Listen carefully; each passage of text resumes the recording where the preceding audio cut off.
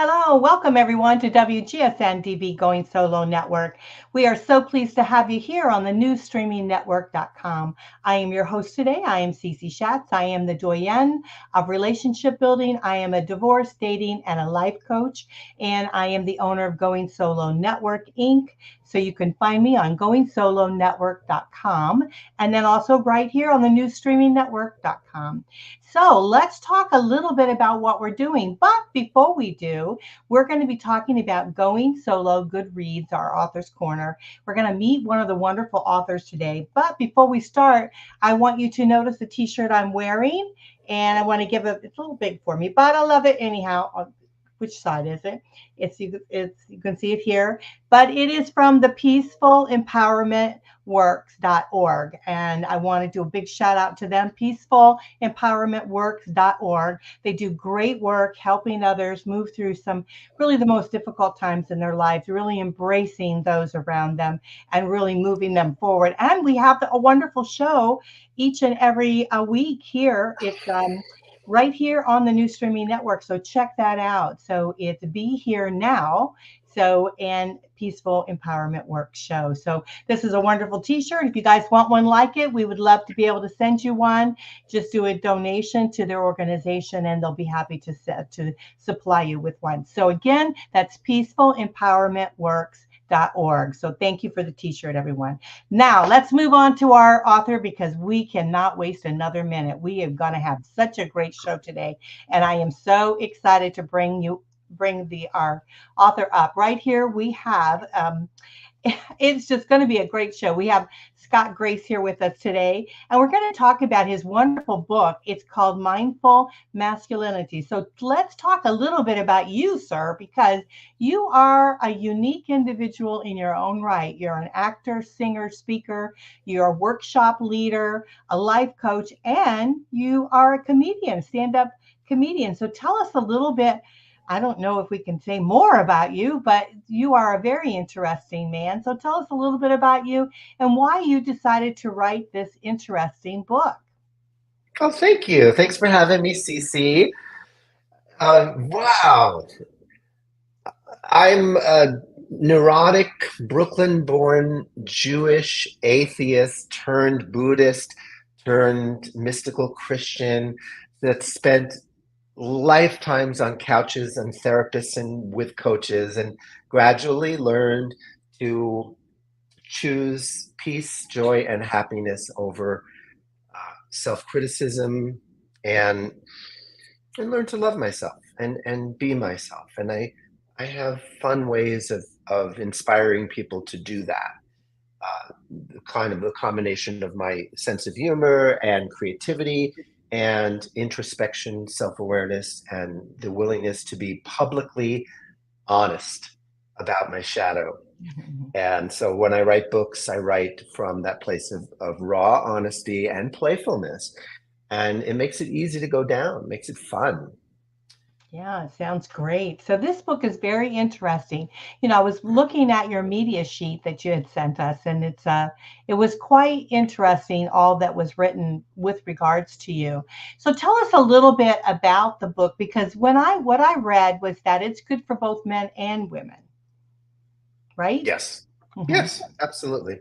So share with us a little bit about this being mindful. Mindful is a fancy word for aware.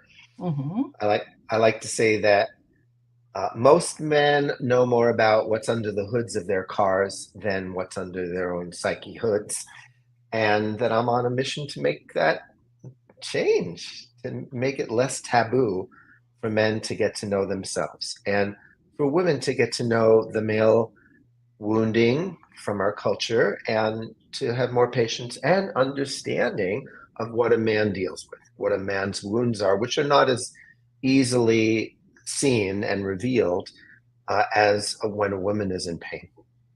Okay. Men hide their pain behind pride, arrogance. I'm cool. Everything's fine. You're so And right. sometimes bullets and bombs. Sometimes we actually will kill other men and women uh, to avoid grief, to avoid shame. That's how elaborate our hiding systems are. Yeah, I know how difficult it is. I help a lot of individuals going through, relationship loss, divorce mainly. And I have a huge male following, which I'm so grateful for. And I love our men. I think we have great men out there. And, but I do know that they heal differently. And it is difficult for them to share. And when they do, when they let their guard down and share, what they're feeling, what they're going through, the experiences that they've had in life. I'm really so surprised that how strong they can be. So tell us a little bit about what can we expect and what can we do to help men be able to have a safe place to be able to share with us. Are you speaking as women, like what I would communicate to women about that? Yeah, yeah. Let's learn something here so maybe we can be better and treat our men better. Well, women are culturally better at coming from the heart, and men uh, have learned that their safe place is being right. So I would say to women, please don't match men with your own power. Like, in other words, don't try to be right. Let the guy be right and come from your heart and speak from your heart. In other words, you could say, you may be right, but I feel distant from you and I'd like to feel closer. So that takes the conversation from the head to the heart by being Mhm. the first one to reveal vulnerability, because it's harder for men to reveal vulnerability, but you have to model it, you have to do it. And it's only by invitation, not by forcing, does a man start to feel safe. Mhm. And it's not your responsibility for him to feel safe. Yeah. That's interesting because I know that sometimes when we, as well as a woman, okay, I can only speak that way because that's the only sex I am. But the reality is that sometimes when we try to help, we think we're helping, and maybe we're probably not. We get into this mother mode, right? Because that's how we are with our children. When we want to help and nurture them, we become this, in this mother mode. And then when we have a spouse or a partner or someone we truly care about, and we see that they're going through something, then we kind of automatically hit that mother button again and we get into that. How do we as women approach, our partners or the men in our life by not hitting that mother button and still give them what they need? That's a big question, I know. So I love it. I love it. I've never been asked this before. Let's see what comes out of my mouth. well, I am different, so I am unique. All right. Yeah. I'm getting that about you, Cece. Mhm. Yeah, I would say uh, that in general, because we're speaking in generalizations, women are doing battle or healing the tendency for codependency, and men are suffering from a lack of self-nurturing. So they draw out the nurturing in women because they're desperate for it and they haven't built it inside themselves, and they haven't gotten it from their men's work, their men's circles. So they don't. The only place they go to meet their emotional needs is this one woman, and it's a burden. It's overbearing for a woman's heart. So the trick part of the question you asked is, how do we meet their needs and blah and not press the mother button? Maybe you can't. Maybe Mm. you can't. Maybe you got to give up trying to meet their needs and be their all and their everything. Because I don't think it's really healthy for a culture, for anyone to depend on another person for their emotional needs. We're tribal beings. We are meant to feed each other and support each other as tribes, not as one person. uh, it's an enormous burden. So I think women need to practice a little more narcissism when it comes to not touching that mother button. You know, just just don't go there. It kills the sexual chemistry. Yeah. Now, I've been told that before, like in dating, that is one of the problems in dating is that women, because we are now such leaders, in the workforce and doing different things, we have that masculine side to us now. And so then we Yes. come home to our partners, we don't shut that masculine side off. And so what do you think about that? I mean, I hear this topic all the time. So do I. It You're the expert, is, so yeah. it's a challenge. And you know, I I think that evolutionary speaking, where both sexes are becoming more whole brained. I like to call it whole brain because the left side of the brain is the intellect and the masculinity, and the right side is the intuition and the feminine side. Mhm. And we're being called as a species to be all of it. Uh, no more just manly men and, princesses. It's like we're being called to develop both sides of our soul, both sides of our brains. And it's a tricky time because when you are a woman, like receiving love and softening into receptivity, you do have to give up that masculine hat. And there are rituals, there's there's things you can do, bubble baths and massages, and teaching a man how to nurture you in to that receptive place, which could be anything from candles to, every woman has knows what she needs to soften and take off that masculinity hat and let a man drive the car. And it's so beautiful when that happens, when a man gets to lead, not control, but lead a woman with love. That's very interesting because I so agree with that. I think that a lot of times if a woman is shed, and this is just my opinion, so tell me, sir, if I'm wrong. Tell me, Scott, just correct me because I'm here to learn, like everyone here that's listening. But Mm. for me, I feel like when a woman's really into her masculine mode, so to speak, when she's with her partner, there's a reason for that, because I think naturally we want to be in the feminine role. We want to feel that way. We want to be that way. But when we have to flip the coin and be more masculine, there's something that's happening within that relationship that's creating that's making you then become kind of masculine. What do you think about that? It's tricky. It's a tricky time in our development because men are accessing their feminine side and realizing that they do have a need for nurturing. And sometimes it's been so out of balance. There's been so many Marlboro men and John Waynes, and so many messages for men to keep it all together, that when they start to touch their hearts, huge amounts of sadness, huge amounts of neediness comes up. And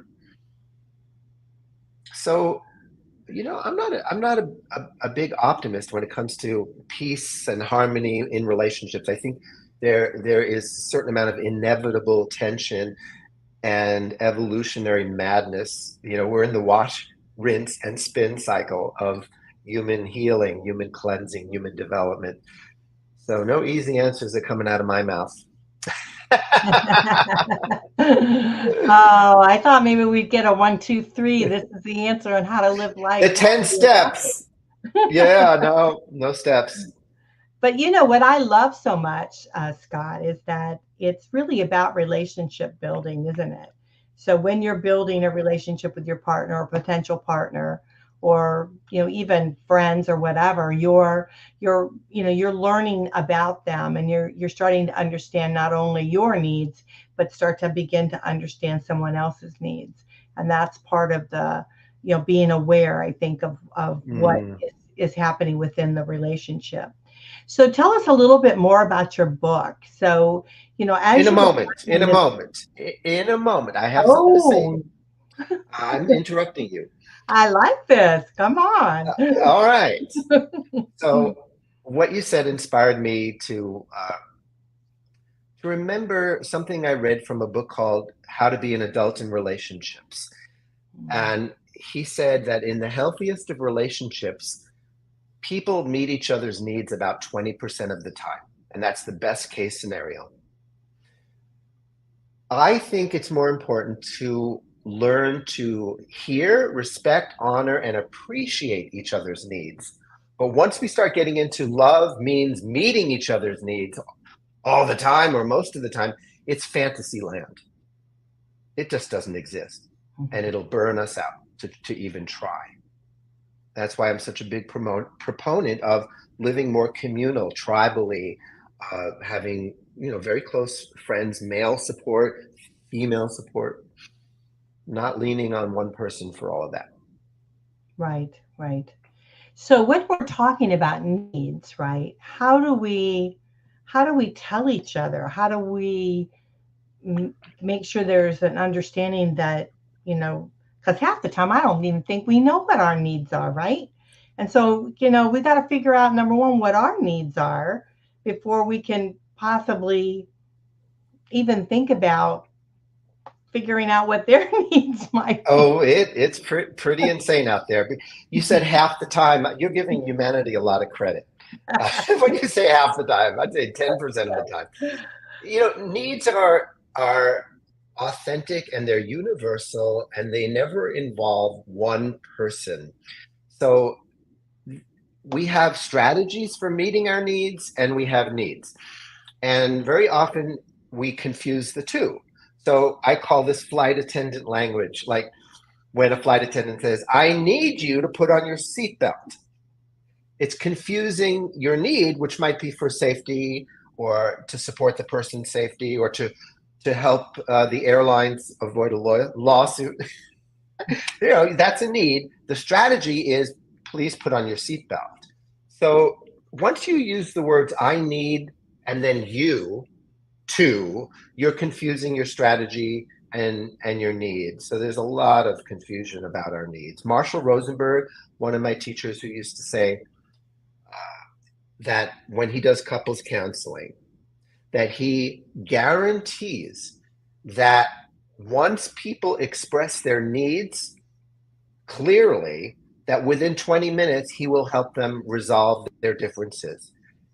And it's a trick question because he knows that while that is true, most people are in conflict because they're not aware of their needs and they're not communicating their needs and they're confusing their strategies and their needs. So people will say when he says that, well, I need him to respect my time. I need her to stop criticizing me so much. And so Oh yeah, people are just genuinely disconnected from our genuine needs. And that's part of why so many of us are in coaching, relationships, and therapy to really get to know who we are. And I think that's more important right now. Your show is called Going Solo, and I love that. Mm-hmm. I think it's more important right now for us to get to know ourselves than to try to have successful relationships. If a relationship happens, it's a gift. It's a blessing. You can't manifest it. You can't control it. You can't declare it. You can't, we don't have the power. But if somebody comes along and it's a good fit, that's a blessing. Mm-hmm. And it's also an assignment, meaning that the best of partners is going to help you see, smell, and feel your shit, your unconscious stuff. That's part of what a relationship does. It's like a colonic. It brings stuff up from your childhood, from your past, so that you can resolve it and treat yourself differently. Because when your father brought that stuff up, you were powerless. You were a child. You didn't have a voice. But now that you're an adult, you can respond differently to that energy. You can respond with a voice. That's very powerful. Very, Very important. So before we take our break, let's just, and I don't know if we can do this very quickly or not, can we give an example of what individuals' needs would be? So, because I know like Yes. when we're starting to date, right, they can make a list of what they're looking for in someone. Hmm. So Hmm. let's talk about like what our needs like would be. Okay. Okay. Okay. So it's definitely not tall, dark, and handsome. You. Sorry. I know I just half the women listening to the show have turned it off. No. Um, let's see. Needs could be respect, consideration, safety, security, uh, self-expression, freedom of expression, sexual expression, um, the right to have boundaries and the freedom to say no. Uh, I know we're taking a break, but if you get me on a roll, I'll keep going. There's plenty of needs. Well, maybe what we'll think, let's think about this. Let's think about what you said. And when we Okay. come back, let's talk about some more of those because I think it's important for us to know if we want to sit down and really start thinking about what are we serious about? What are our serious needs that we need? Like maybe, I don't know if we can name five or six of them that's truly important to us. We need to kind of evaluate all of the needs that are out there. So it's nice to be able to have that, for you to be able to list a little bit of them so they can start to understand what they Yeah. need to do. Then Yes. we'll talk about how do we start working towards, being successful in creating those needs for us. Because as you said, the first part of the show, you had mentioned that, we need to really understand ourselves and know our own needs, right? So it's not up to someone else to fulfill our needs. It's up to us to fulfill our needs. I thought you said that. So if you didn't, you can I fix did. you okay, then you can I correct stand me. behind that. Okay, Scott, you are And wonderful. here's the book. Here's the book we've been resisting promoting. Oh yes. Mindful Masculinity, a book for women, a book for men and the women who love them. It's on Amazon. And forgive me for not talking about it because this conversation is so juicy and most of the stuff is in the book anyway. Yes, and it's a well worth book to read. And of course, you guys can get that on Amazon, so don't hesitate. And then we'll show the book again when we come back. So you guys were listening to Scott Grace. He is wonderful. We're having a great time with him. He's an actor, singer, speaker, workshop leader. He's a life coach and a stand-up comedian. As you can see, his personality is so wonderful, and we're having a great time here today. So his book is called Mindful Masculinity. So please run out and get it on Amazon. Don't hesitate. We'll be right back. You're listening to The Author's Corner. Meet the author. This is newstreamingnetwork.com on WGSN-DB Going Solo Network Radio. We'll be right back.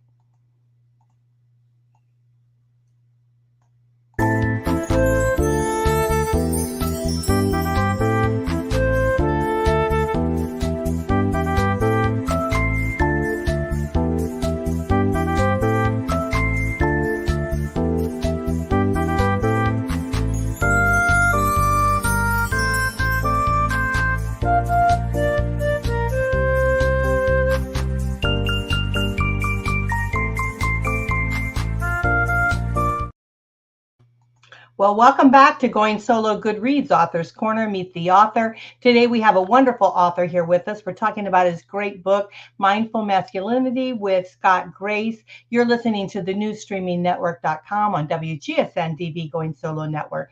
And we are so pleased to have you here with us. I am Cece Schatz. I'm your host here today. I'm the doyenne of relationship building, and I am so pleased to be here with Scott. You are a wonderful, wonderful guest, and I'm loving our conversation. We not always get to go so deep into, an individual such as yourself, which you are. I could definitely see that you're a life coach and you help people, constantly being able to understand really what their needs are and helping them through what's going on in their life so that they can not only feel good about themselves, but with building relationships with others. So we do appreciate you and all that you are giving us. You guys, if you missed the first part of the show, you got to go back and listen to it because it's quite entertaining. I'm enjoying it myself. I'm learning a great deal. But we closed out talking about what the various different types of needs are. And so, do we miss anything that you think is very important that those out there need to be hearing? There is a list, and I recommend people download it. You can find it on the internet. Nonviolent Communication: A List of Universal Feelings and Needs. Uh, you just study it. I have my clients study it, especially women, but and anyone who's not in touch with their feelings and their needs, just Hmm. start looking at the words, learn the language of vulnerability, and then you'll be able to start to speak it. Yeah, that's great advice. I would say that from my own evolution, I have uh, had to switch my fundamental place of residence from am I good enough to what are my needs? It's like the basic question that emanates from my psyche used to be, am I doing it right? Is there something wrong with me? To and what's wrong with me and how can I fix it? That was my quest. And now Mhm. it's like more like, wow, what are my needs in this moment and how can I meet them? And Yeah, and that's good. one of the beautiful things is that I don't have to meet the whole entire enchilada. I just feeling a little better is the best. Just a little better, and then a little better, and you build on it. But it's not always realistic where you could say, "Oh, my need is rest, so I'm going to, take the day off." It's not always realistic. You're not always able to meet your needs, but just learning to identify them and support them, be behind them, is an enormous relief Yeah, from I think where most of us are. that's great because a lot of times, if you're not aware of really what your needs are at that particular moment or whatever, it's how are you going to possibly, be able to meet those needs? So yeah, so it's good to understand it, and there's nothing that's going to help you by beating yourself up, right? There's nothing that's going to, you know, when you have that negative voice in your head, it's not going to propel you into anything positive. So, but turning and flipping it to saying, okay, what is my need at this very moment? What is it that I truly do need to happen? And then fulfilling that is truly a great thing. So let's talk about your book because I don't want to. I know we've been talking about life itself because you are a wonderful life coach, and I know you help many people out there. And we'll share your website too. I want to make sure we do that because we get talking and I forget. So his website is scottsongs.com. That's SCOTTSONGS.com. So you can go to his website and connect with him there. And then, of course, you want to purchase the book right on Amazon. So you can go right to Amazon, and it's called Mindful Mindful masculinity. Mindful Masculinity. Yeah, So and right? But both on Amazon and on my website, you can listen to Audible clips, also on my YouTube. And I always recommend people buy it on Audible because of the way that I read it. I weave in the comedy and the music, and it's just more spontaneous and authentic. It's like people feel like they're in a relationship with me while they listen to me reading the book. yeah, I love that. Well, I don't. I pretty much do all my books by Audible now because when I'm in the car, I listen to it. When at home, I listen to it. It's great. It's a great way to be able to do it. And the other thing is these books that we share with you, and I think Scott's book, it's really an empowering book. So it's going to really lift you up. It's going to help you to be able to understand and move forward. And like you had mentioned, any women out there, if you have a man in your life that you want to try to help and support, I mean, I think the book would be an eye opener for them, right? Yes, yes, and yes, because it makes self-awareness go down easy. It's smooth. It's a smooth drink because of the way that I combine humor and vulnerability, and I use my own life as a guinea pig. So I don't preach. I don't even teach. I just tell stories, and the stories teach better than any teaching that I could possibly do. True stories, That's my wonderful. life. It's filleted open so that men and women can learn and grow. That's great. Now, are there anything that you want to share with the audience that we haven't actually touched on today? I would say let's play. In other words, part of me is just spontaneously wanting to answer a question in rhyme. So I put it to you, Cece. Is there anything you'd like to ask me? And this time, I'm going to answer in rhyme, if that's not a crime. So you asked me a serious question. Like the questions you've been asking me are wonderful, but this Right. time, Well, okay. So what I'd like to ask you is, was there any one time in your life that really, I mean, was a turning point for you to say, I have to write this book? Was there any one special time you said, I've got to write this book to get this out to the world? I'm going to look deep inside Scott and give you the answer. Absolutely not. The book has been very much a progression. No big light bulb moments over my head. No, oh, it's 4 in the morning, but I got to get out of bed because this book has possessed me and it needs to be written. No, there was never a moment where I was truly quite smitten. It grew on me so gradually and eventually became my cup of tea. I didn't know I had this book inside. This book was spending all my life hiding. But golly, it needed to be written, and I wrote it. And now I am smitten. You are one talented man. Let me tell you, you are so talented. I am enjoying you so much, and I really do think that your book is not only going to be enjoyable to listen to, because you had recommended doing the Audible, but to also I think will take away a lot of learning keys to it. So I want to thank you so much for being with us here today. So again, let's show the book. I'm going to put you front and center so people can see you. And we'll show the book right there. Well, I feel like who was that person on like the Wheel of Fortune? She was a beautiful model who would model the things they were giving Vanna away. White. Vanna, I feel like Vanna, you too can go home with this wonderful new book. Oh, you were so cute.